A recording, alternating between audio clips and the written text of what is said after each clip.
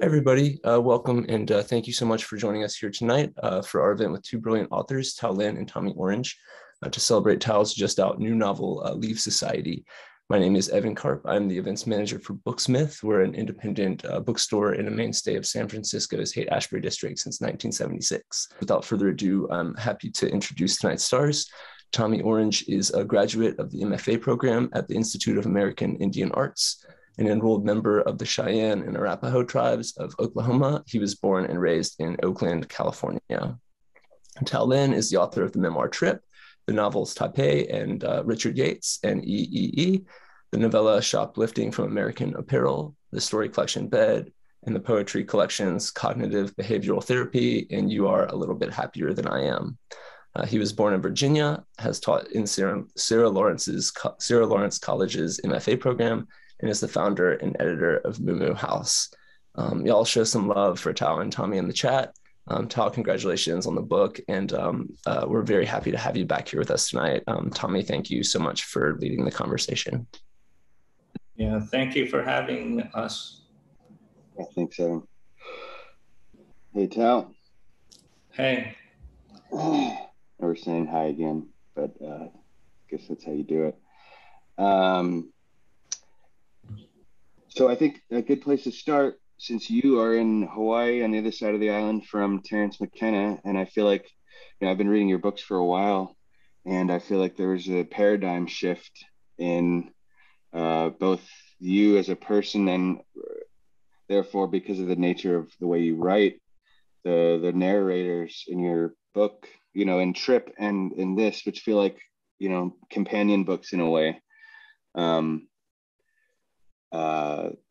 I feel like it was influenced in some way by Terence and his thinking and to some extent maybe psilocybin and a shift in thinking about what you're putting into your body. Do you want to talk about how you got into Terence and what kind of influence that was?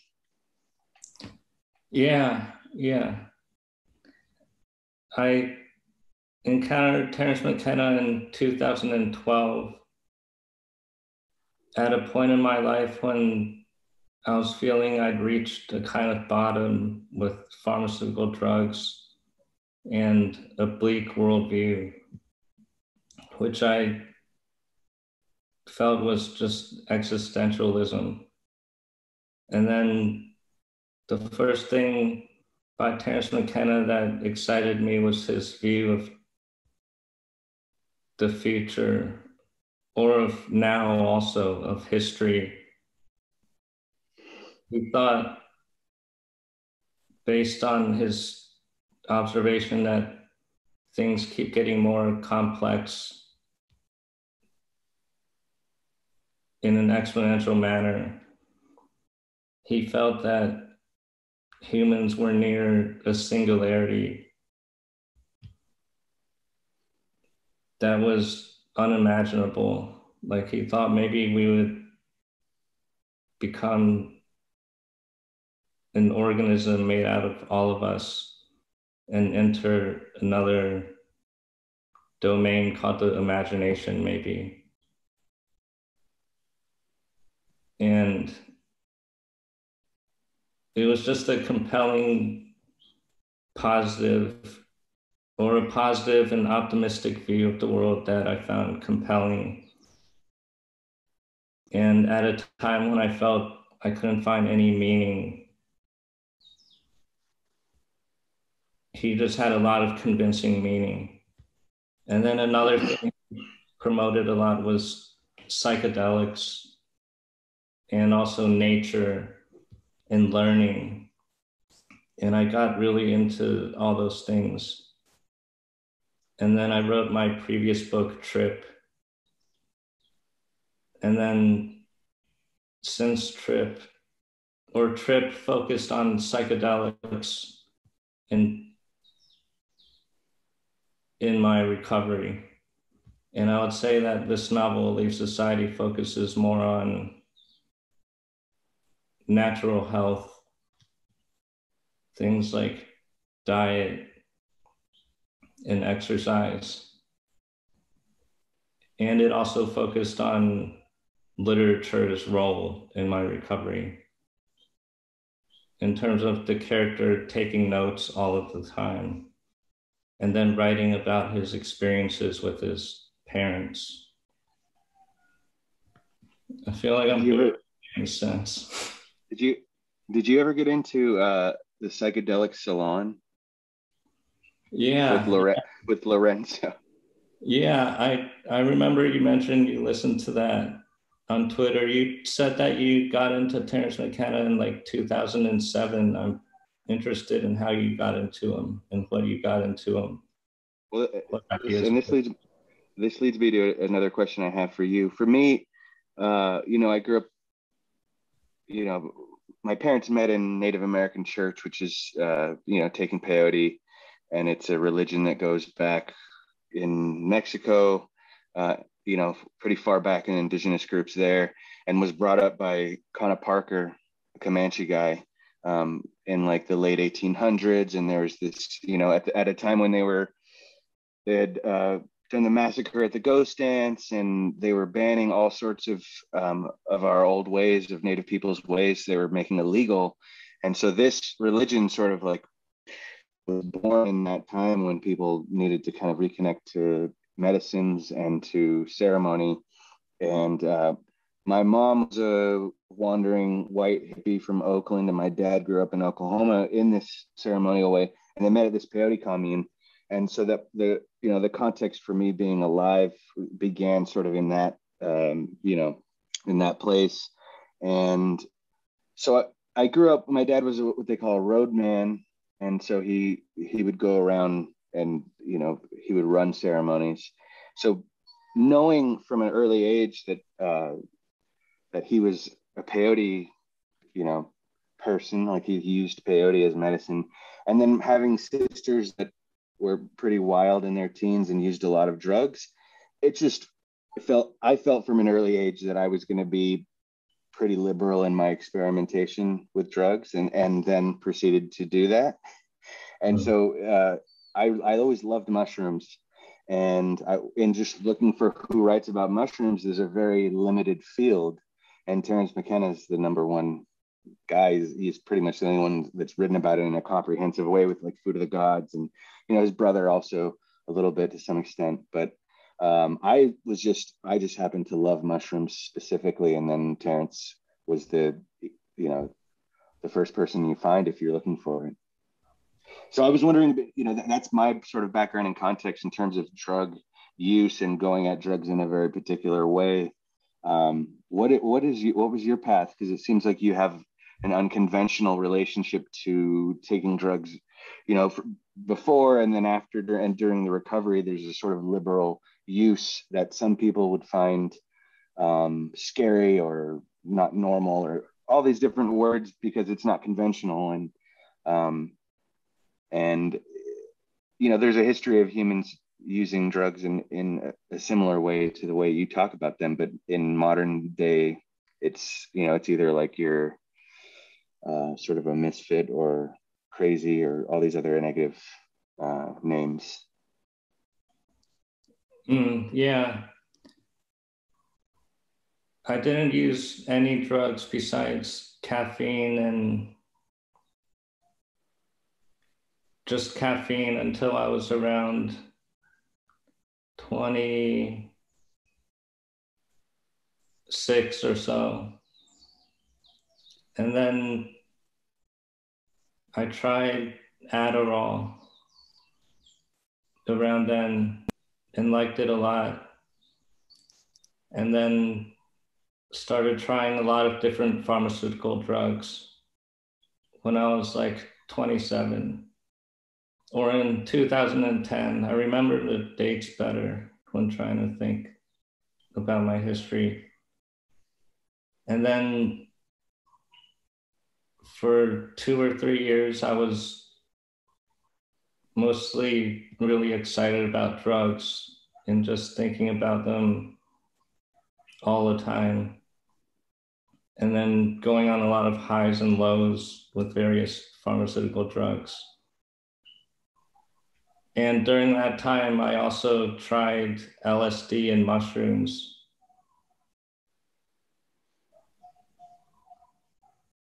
And then it was 2 or 3 years into that I encountered Terence McKenna, and I started getting more interested in psychedelics. And at the same time, I was feeling disillusioned with the pharmaceutical drugs. So I knew I wanted to stop using those so much, but I still really liked using drugs, disturbing my consciousness and whatnot. So I started using more psychedelics and cannabis. And I feel like psychedelics have catalyzed my life a lot. It started with when I used around 2.5 grams of psilocybin mushrooms in 2013. And I write about this in Trip and Leaf Society. And when I used that, I threw away my computer. And then I felt like the message of the trip was leave society. And then I feel like I spent a lot of years figuring out what that means and writing Trip and Leave Society. And then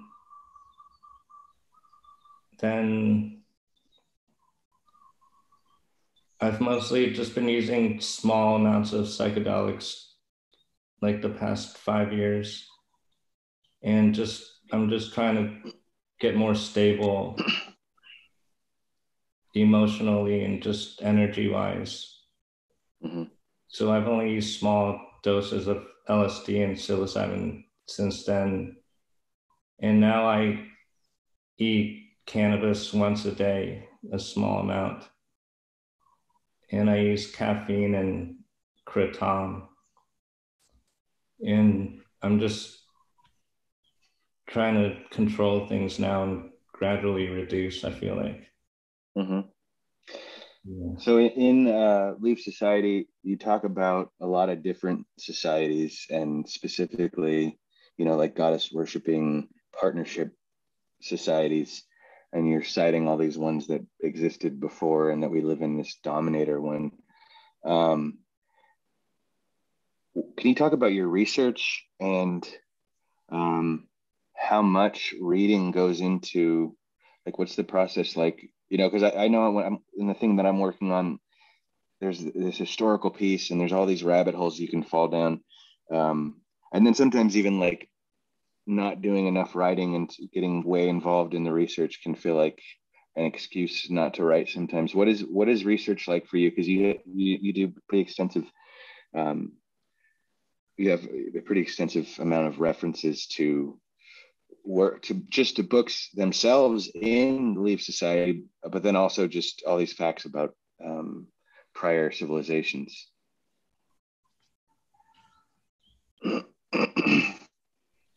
Yeah, for the research, it's mostly just been reading a lot.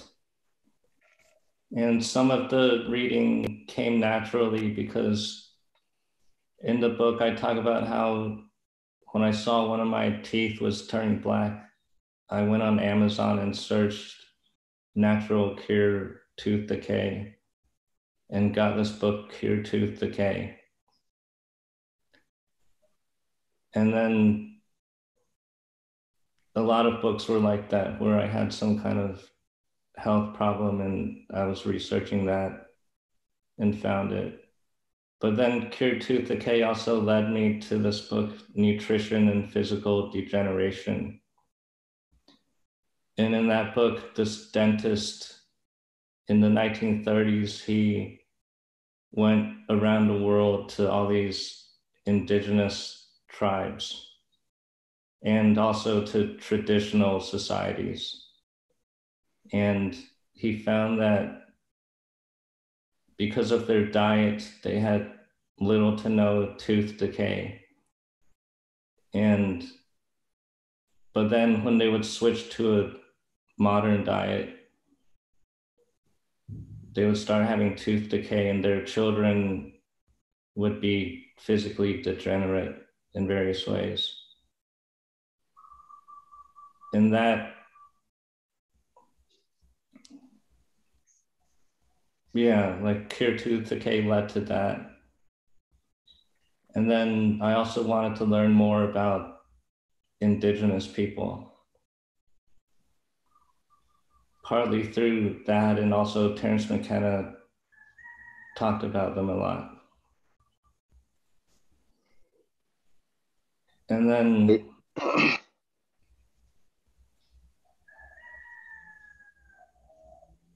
yeah, and then sorry. That was okay. And then you mentioned the partnership societies.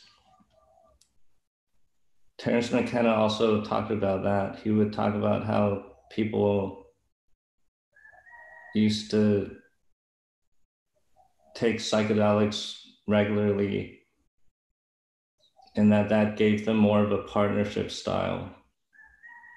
And he thinks part of what led to the modern dominator society of the last like 6,000 years, people estimate, is that psychedelics stopped being used as much.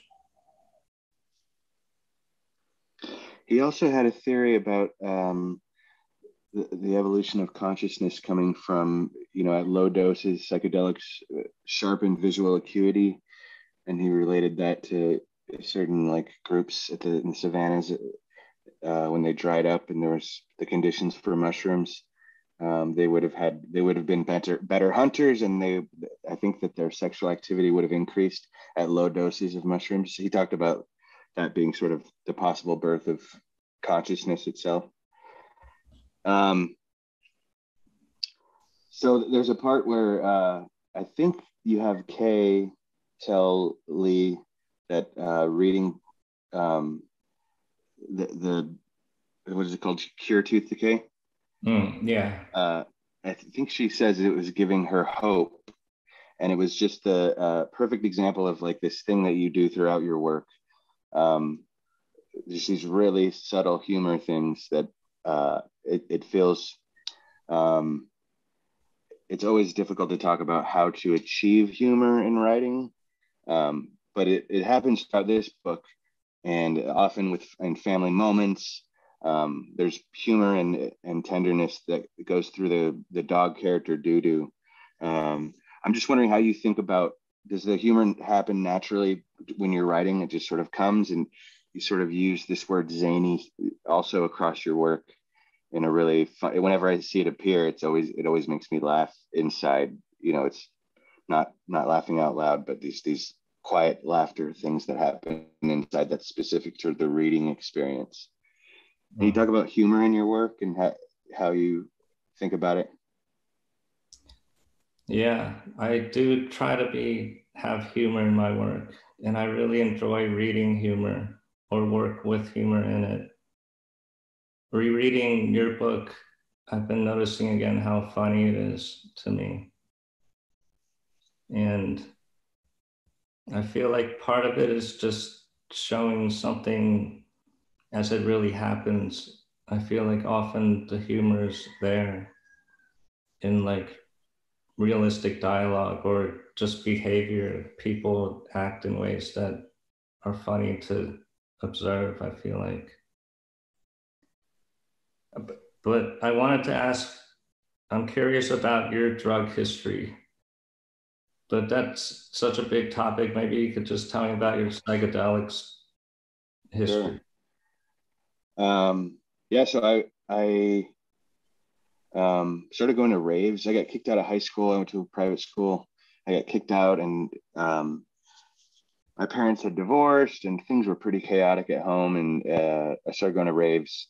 And first going because like it was a new thing, and there would be like these crazy after hours things at Home Depot in Oakland. There were these crazy raves. And at first going to experience the raves, and then we would just go to the parking lot to get the drugs. And then we would like find out where we could get them without having to go to the parking lot.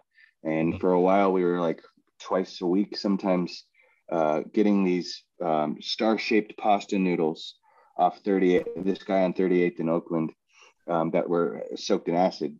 And we'd go to the beach, to Half Moon Bay, and just loved acid whenever we could get it. And yeah, I think the drug of choice for my group of friends was psychedelics. We experimented with other stuff, but that was like the most expansive feeling thing. And certainly had some scary experiences too. I have a Christian background on top of everything else. And there was one mushroom experience I had where I forgot I took mushrooms. And that's a bad thing to forget when you're on mushrooms in a heavy way. And convinced that I had died and was slowly descending into a kind of hell state. And the people that I was with didn't know we had died. Anyway, I used to take a lot heavier doses when I was younger and a little bit crazier. And like you said, since I've been older, it's much more like trying to cultivate something from it and not like have this crazy experience.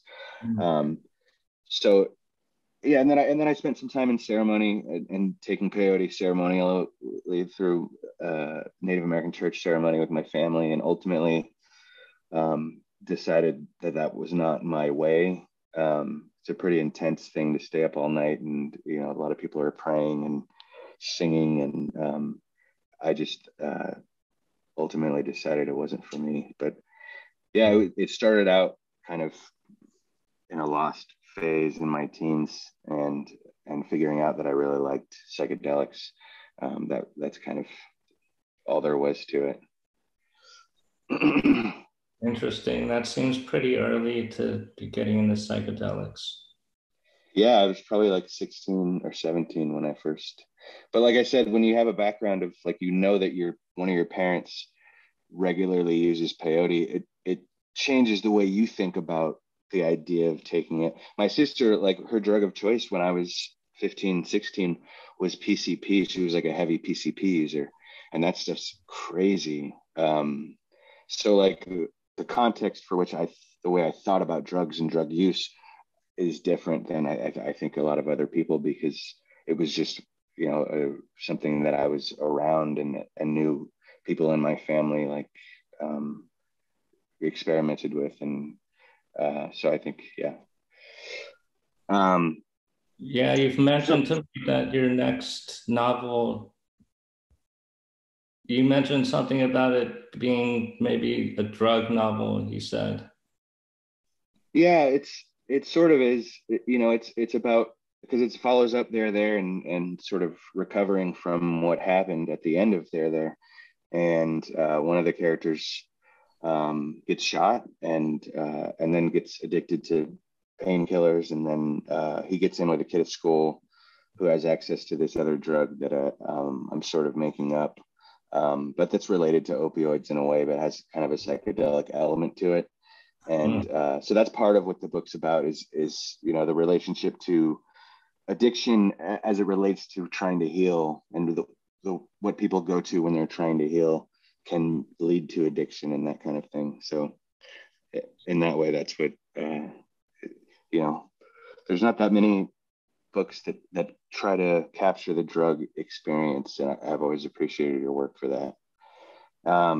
Yeah, while rereading there, I was noticing how much drugs and drug culture there was in there. So I was really curious about your background. That makes sense. So you use in this book, and you use autofiction, and I think you probably have kind of a interesting relationship to even the term, because it's kind of one of these trendy things that comes in and out of use. But I'm wondering what your relationship to autofiction is. I know you had a interview with Sheila Heti, and I don't know how much you have read Ben Lerner, but these are all kind of like new autofiction people. And you say in Leave Society that your mom thinks that you made it up, I think, at one point. So I'm wondering what you think about autofiction, how you would define it, and what at this point does your mom think that it is? Those two questions. I think I started writing about myself once I started writing, because the first things that I wrote were lyrics that were just like nonfiction and about my feelings. And I was inspired by various bands to do that. And then that continued with poems, and then with fiction. And then each of my novels have been pretty autobiographical. The first one's probably the least autobiographical, but ever since then, it's been pretty strictly autobiographical. So I just thought I wrote autobiographically until the term autofiction, I feel like it started getting used more in maybe like 2013 or so. And I've been fine with it. It just seems like a shorter way to say autobiographical fiction.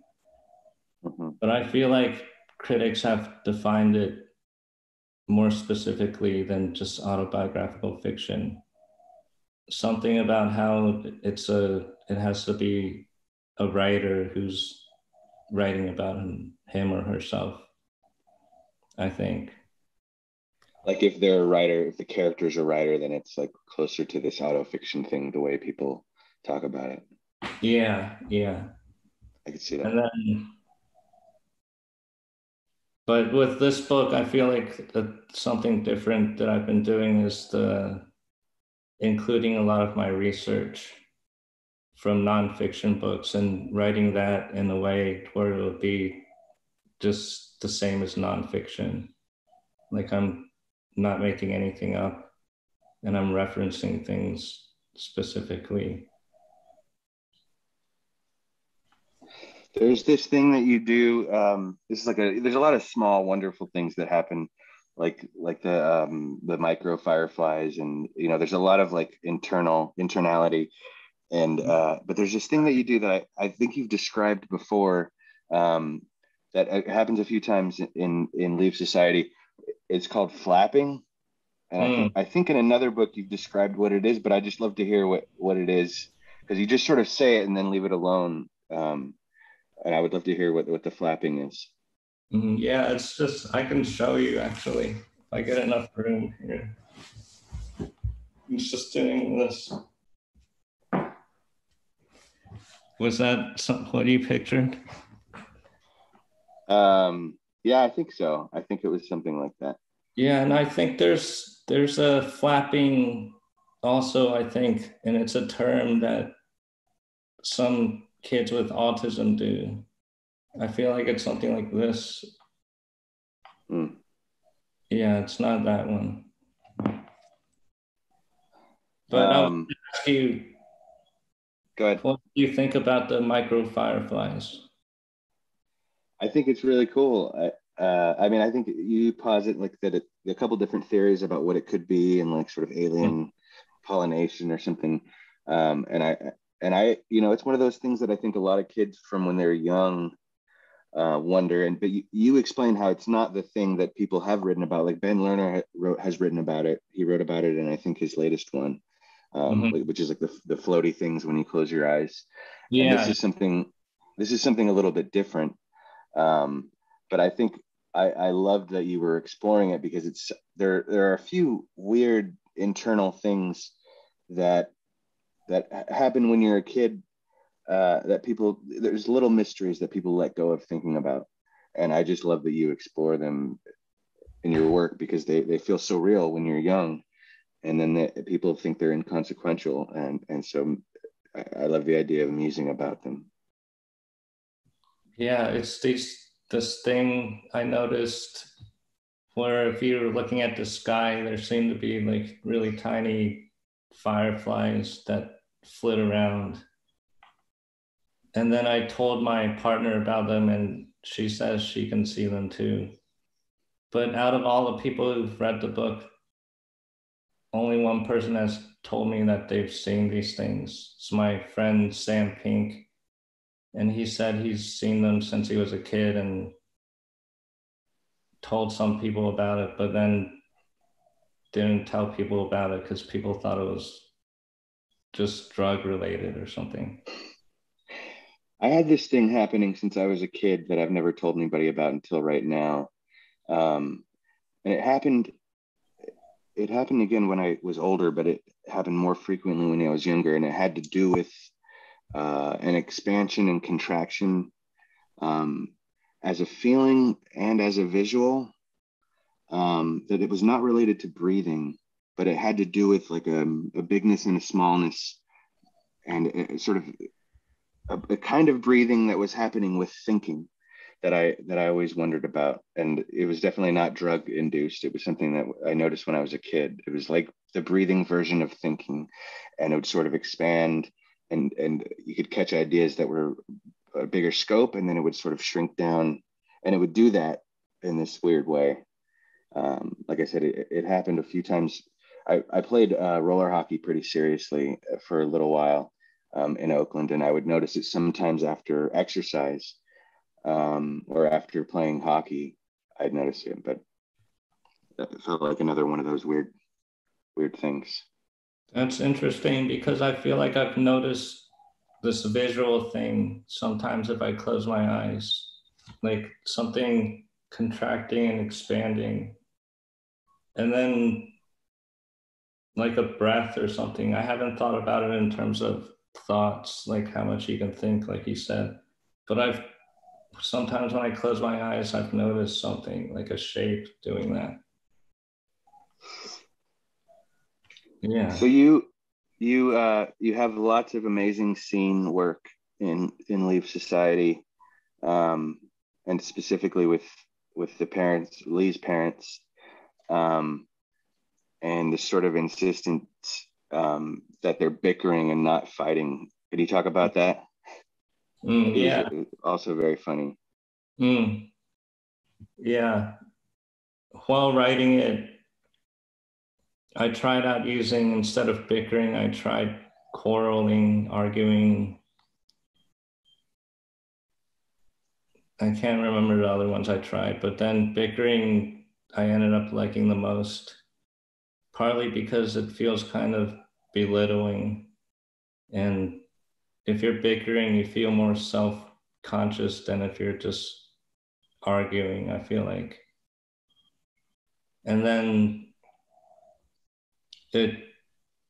fighting didn't work that well because Lee and his parents, they speak in Mandarin. And in Mandarin, there's Cao Jia, which is fighting, physically fighting. And then wait, I got that wrong. There's just one thing for physically fighting, and then there's one thing for verbally fighting.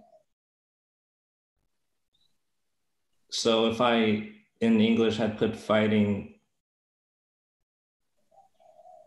it just wouldn't be translated right. So all those reasons, and then bickering just seemed the funniest too. Mm-hmm.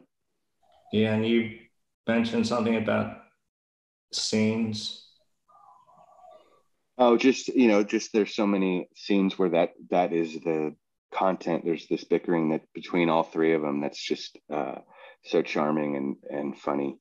There's another, speaking of Mandarin, there's a word they use a few times that I don't know how to say. I'm going to butcher it because I only read it, but it translates into "you're fucked." And there's one part where he says, "You guys would be so fucked without doo-doo," because this, like, you can channel your tenderness and like love through the dog, and which otherwise doesn't come out. Can you talk about why you chose that word to use it in a few different ways, whereas like the rest is just translated? You just translated for the most part.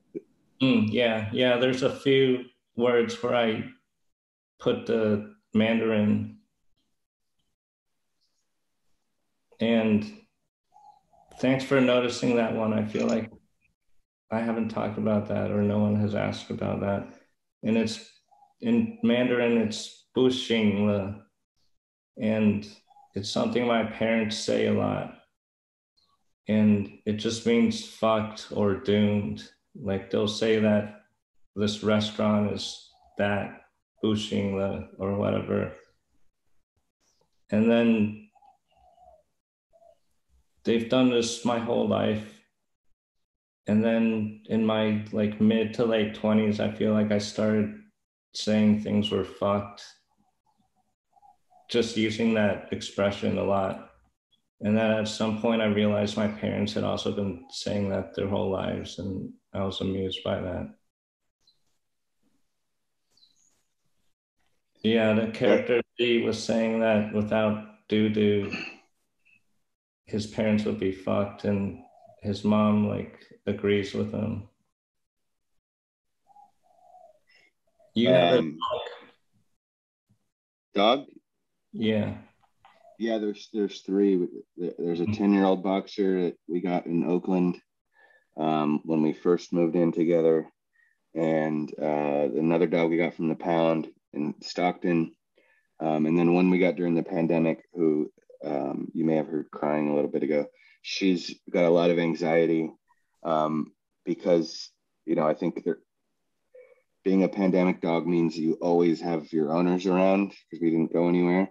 And you don't really trust other people that much because we're not like having people over. So a lot of the socialization stuff and like the independence that you get from being a dog and like people leaving you at home, she's sort of lacking in some of those basic domesticated dog skills because of the pandemic. She's a year and several months. That's kind of like us. We have 3 cats. They're kittens. And we had some visitors recently, and one of the cats who we thought would be the bravest, he ran away and missed 2 meals. Oh, wow. He didn't come back till our friends had left. He was really scared.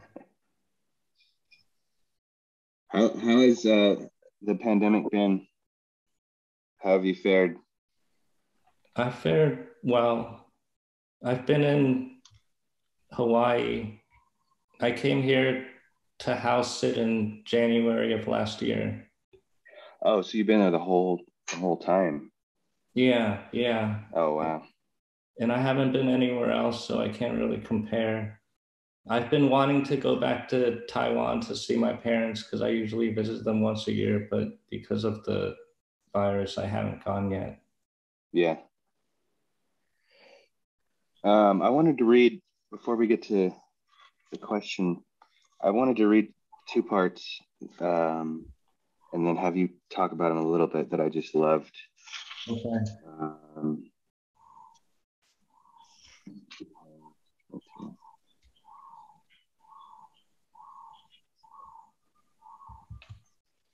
So I'm just going to read it, and then I want you to talk about the way that it ends because I want to hear what you have to say about it. Working on his nonfiction book's second draft for 5 hours each morning after a brief jog and 2 hours each night after dinner, Lee entered a flow state, which he viewed as whenever life felt enjoyable. He wasn't idle or bored, and he didn't seem to be ignoring his problems, but addressing them in a long-term, premeditated manner. Times when easing into resonance with nature, minutes to weeks passed in a novelty-clouded, calmly emotional, deathward trance.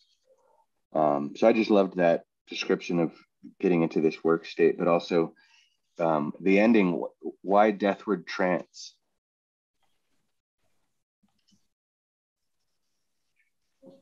I'm not sure. Maybe because throughout the book, I talk about death sometimes in a positive way, thinking that it could be a release into a higher dimension, or like finishing reading a novel and then putting it down and being able to pick up other books possibly. So I feel like when I'm in that kind of flow state, yeah, I'm just thinking like the next thing after this trance would be death. But thinking of it as just like, that's what just might be. So I feel like Terence McKenna, in the way that he talks about the event that is the end of history, he sort of was thinking it was like the internet or maybe AI, or he had, before he died, he had different ideas about what it could mean.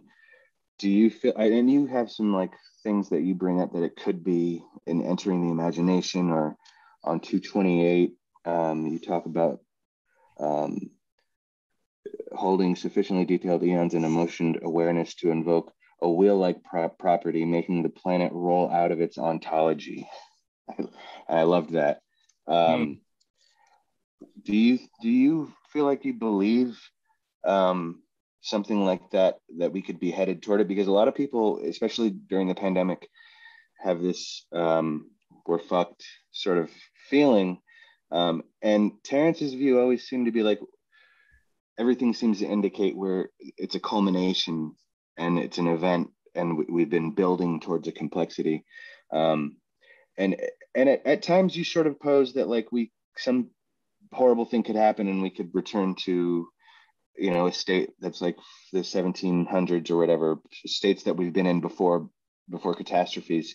Where do you land on which one do you feel like we're headed toward, like a reset or a culmination and an apex of some kind? I think I used to think that humans could set themselves back by thousands of years through like war or contaminating the earth, or that a comet could set it all back.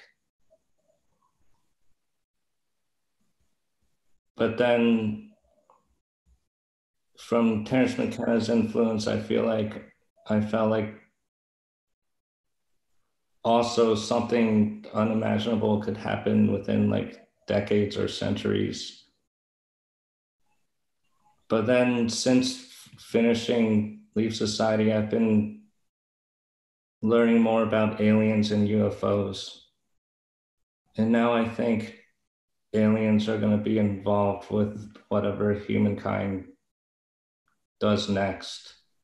And it could be aliens intervening when humans try to hoax an alien threat. Or it could be aliens like waiting until humans become peaceful and ready to enter this bigger community. And for the time being, they're just like keeping us enclosed here. But now I just feel like aliens are going to be involved in the next stage, whatever it is, more than even that there will just be some magical phase shift. Yeah. So I imagine you've been following these recent releases, sort of government releases. I think there was one sort of dump, and there's going to be another one at some point, maybe later this year or something. What do you think has been most compelling from those? The most compelling guy on all this to me has been this guy, Stephen Greer. And he thinks that there's a secret group out there which could just be a part of the government that has gone classified and then gone through more stages of classification to where it's so secret that even the president doesn't know about it. He thinks that there's some group like this that has a plan to hoax an alien attack. And he thinks that they already have anti-gravity technology. So if they wanted to hoax something like this, they could just use one of their UFOs and like blow up a building. And then it would lead to much bigger military budgets around the whole world, and people supporting putting weapons in space and all this stuff. Is this at all related to the Hutchison's theory, or the stuff around that Hutchison was finding that Tesla sort of was getting onto before it got sort of taken over, and he got sort of blacklisted from the energy community because JP Morgan and oil interests? It sounds very plausible, because free anything is not good for capitalism. Yeah. Especially energy. Yeah, I'm glad you noticed that. It is related to that guy, that inventor, John Hutchison, who invented something called the Hutchison effect that could be used to provide free energy. Free energy is this term that's out there referring to all these ways through technology that people could get clean energy that's inexhaustible, but that seems to be being suppressed since Tesla. It's related to that because the same technology or the same realm of physics is used to make anti-gravity, which whoever gets, especially if it's a military, they'll want to keep it as secret as they can. And then there's interests that want to keep the free energy side of it secret, like all the fossil fuel corporations. And then just everyone committing any crimes right now, they don't want to be found out. So they don't want to admit like they've been suppressing these technologies. Do you feel like the area of aliens is you're thinking about it for your next book, or do you have something you're already deep into?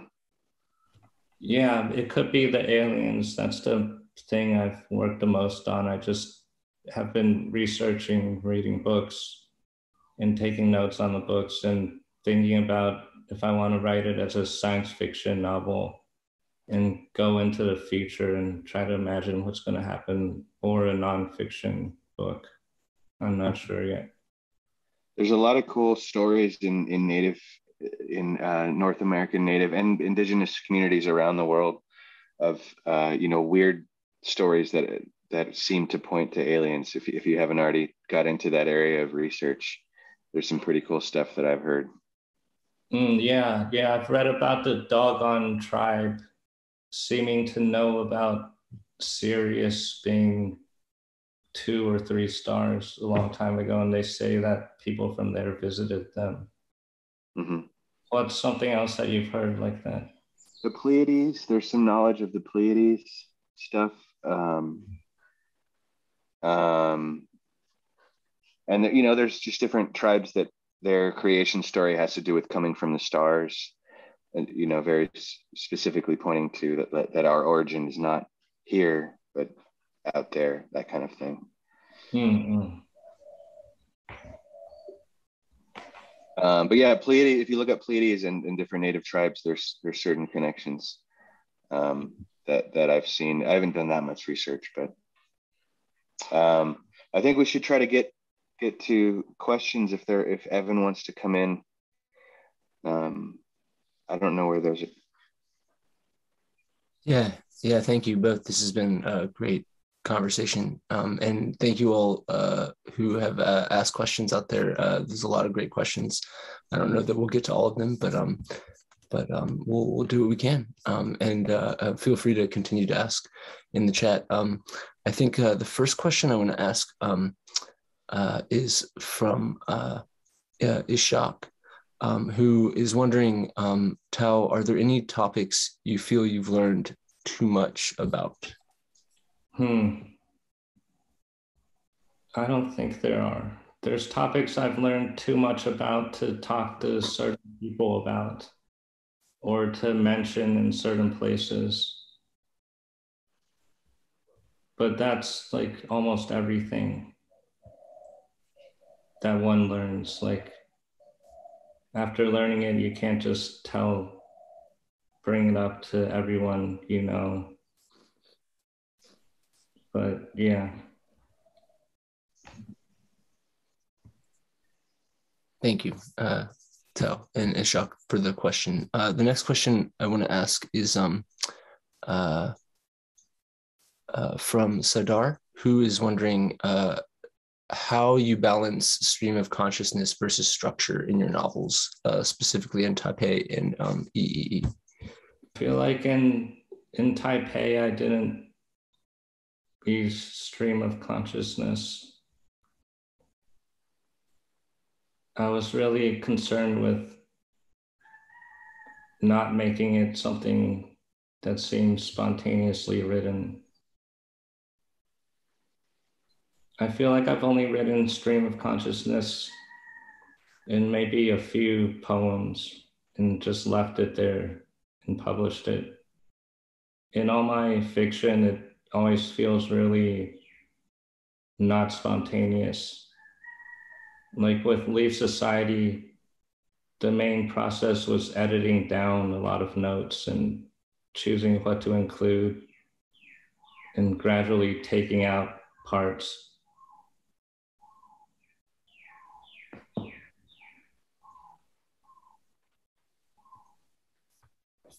Thank you. I wanted to ask Tommy about the question, if you ever feel like you learn something or go too deep into something. Because you've mentioned doing a lot of research, I know, I've read.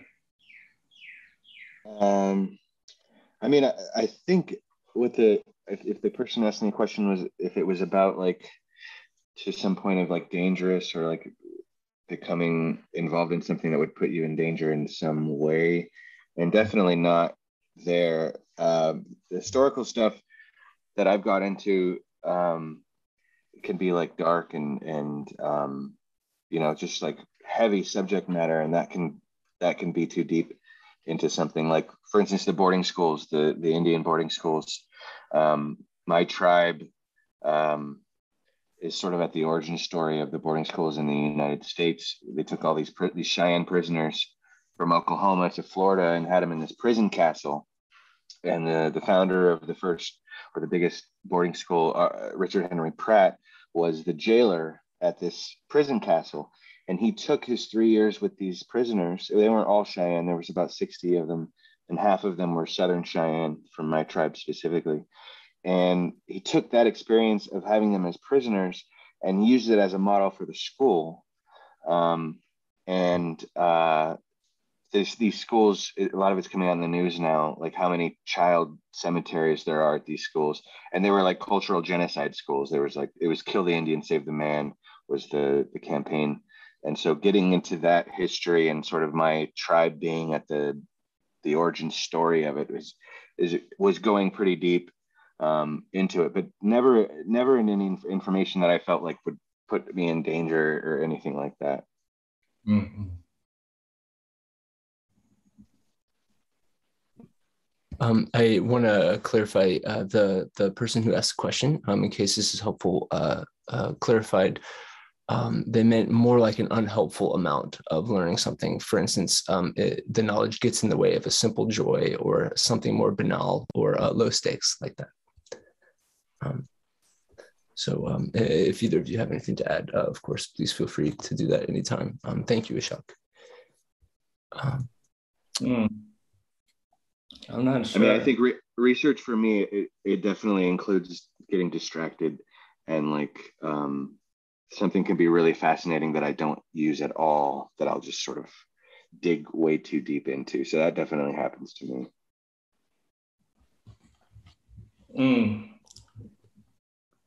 Yeah, and with me, I feel like some of the ideas I've been writing about can be derogatorily called conspiracy theories and then just dismissed.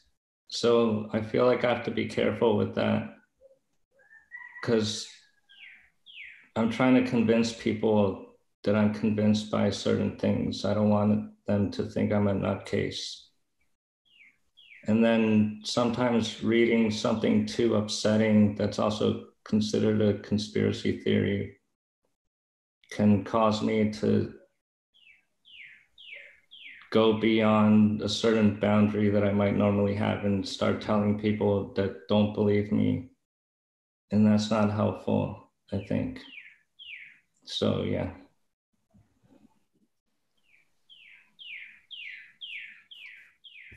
Um, a question from Austin. Tal, how do you decide how much time to devote to email correspondence and social media each day or each week?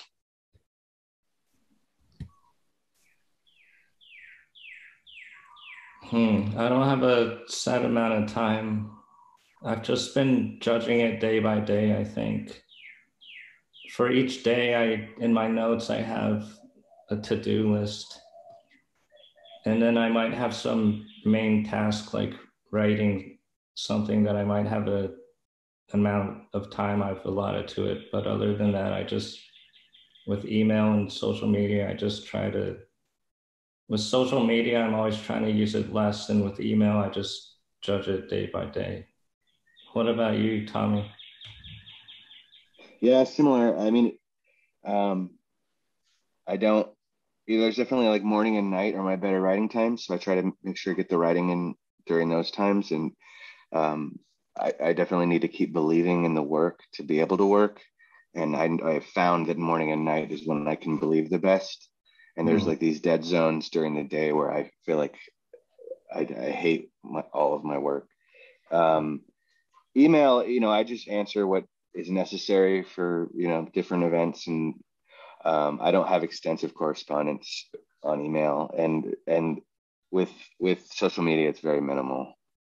I've found it to be pretty vacuous. It's pretty empty. And it can be a really nasty place, especially Twitter. So it doesn't give you that much. What it gives you is like a very temporary good feeling that goes away very fast. It's sort of like bad criticism sticks and good criticism does not. And so like you don't really want to go too far into reading too many reviews of your own work either, because for me, the bad criticism sticks and the good criticism, I forget it the next day. Or not good criticism, but good things that are said don't stick, and the bad does. Yeah, I feel like it's probably like that for most people. The bad criticism, remembering that.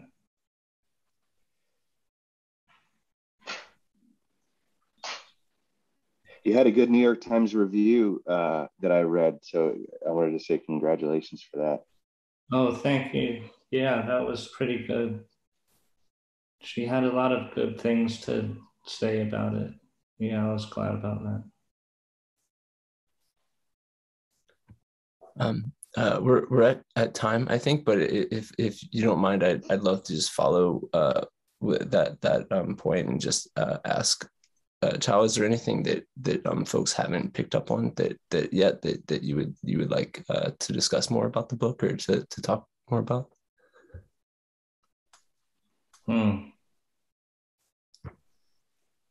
I don't think so. Besides, I was wondering when I'd be able to read Tommy's book, because we've been messaging on Twitter, and I feel like we were first going to trade books in like August of last year. I was rereading the messages today, and you keep delaying it. It's really funny because at one point you're also like, I'm good with deadlines. Yeah, I think the pandemic has really changed that for me. I was really good about deadlines, and I found out that just during this time, everything kind of changed, and my work structure is like different now. I used to write in hotels a lot and traveling. So and this book has just been harder for me to write. So you'll be the first to get it once I have the finished draft. You'll be the first to see it. Well, thank you both for joining us. Tao, congratulations on the book. Everybody, thank you for joining us. If you don't have Leaf Society, click through and get it from Booksmith. Get it from your nearest independent bookstore, wherever you are. Tommy, thank you so much for leading the conversation. This has been wonderful. Of course. Take care, everyone. Thank you, Tao. Congratulations. Thank you. Good night, everybody. Good night.